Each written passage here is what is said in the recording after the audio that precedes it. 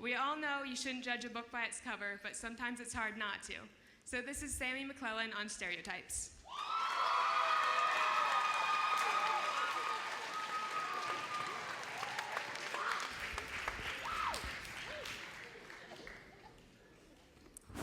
It's bright up here.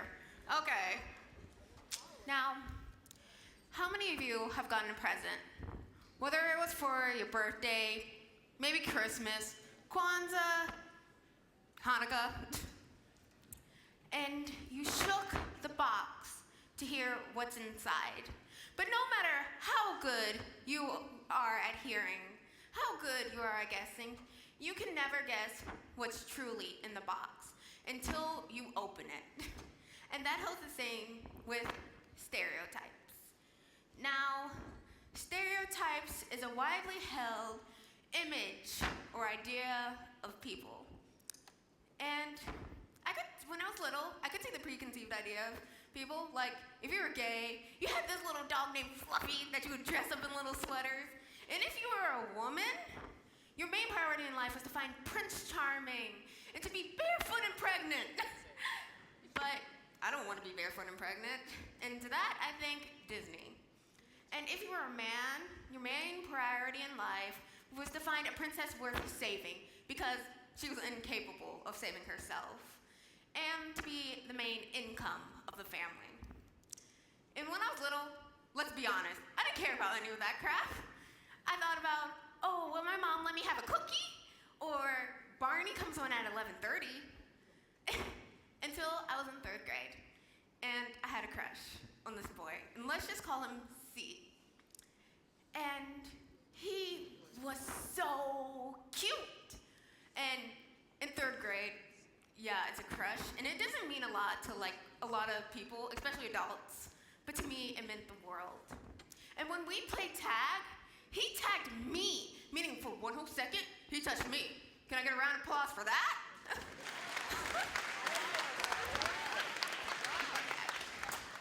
Meaning that we were supposed to get married and have 1 million babies, and that was before I knew where children came from. But I was like, I gotta ask this boy out, and we're gonna hold hands, and everyone's gonna see us. So at the end of the year, and I decided I have to ask him out. My mom put me in this stupid blue jean dress that I hate to this day, and I had barrettes in my hair, and recess came, and I was like, this is my chance. So I went up to him, and I was like, will you go out with me? And he looked at me, and he said, no, because you're black, and black girls are ugly and ghetto. And he walked away. And I stood there thinking, I'm black, but I'm not ugly, and I'm definitely not ghetto. And that's when I realized we're all in boxes. And even now, I hear comments like, you're pretty for a black girl, or you look exotic. But I'm not gonna point fingers, because I do it too. Like, I had a friend, she was Asian, and we had math homework. And I totally didn't understand it. And you know how they say Asians are smart? So I went up to her and I said, hey, help me out. And she's like, but you get better grades than I do. And I was like, your mom's Asian? Your daddy's Asian? Help me out. And that day, we worked on our math homework. And when I got that paper back, I got a big fat F. And that's when I knew, just because she's Asian, don't mean that she's smart. And in 6th grade, I saw these guys picking on this girl. Not because she did anything wrong, not because she hit them or was mean, but because she was overweight. And they told her she was a slob, they called her disgusting, and pretty much she was fat because she wanted to be. And I thought that too. I'm not even lying, I did think that. Because listen, this girl sat alone at lunch. Even the weird kids, the crazy obnoxious ones, had each other. This girl sat alone, meaning there had been something wrong with her. I mean, who sits alone at lunch? And then I was put into a group with her, and I went to her house.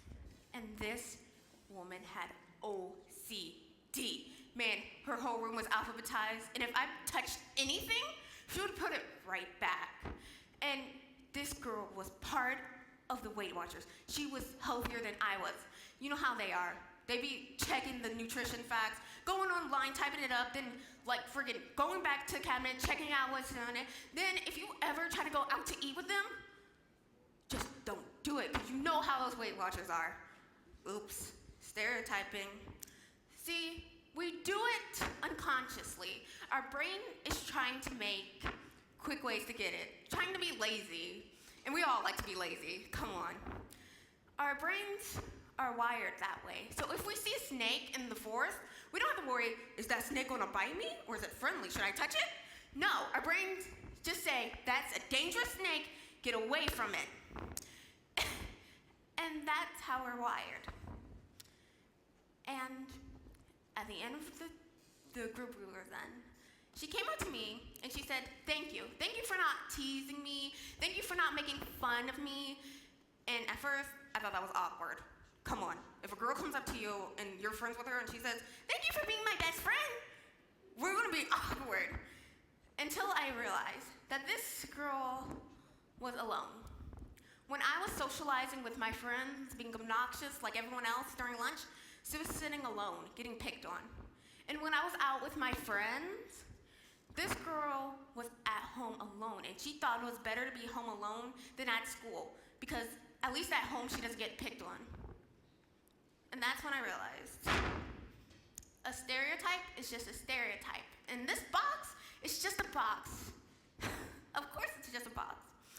And there could be something magical in this box, something you've always wanted, something you hoped for, something you dreamed for, and everything you've ever wanted could be in this box. So you just gotta open it and see what's inside. But then again, it could just be socks.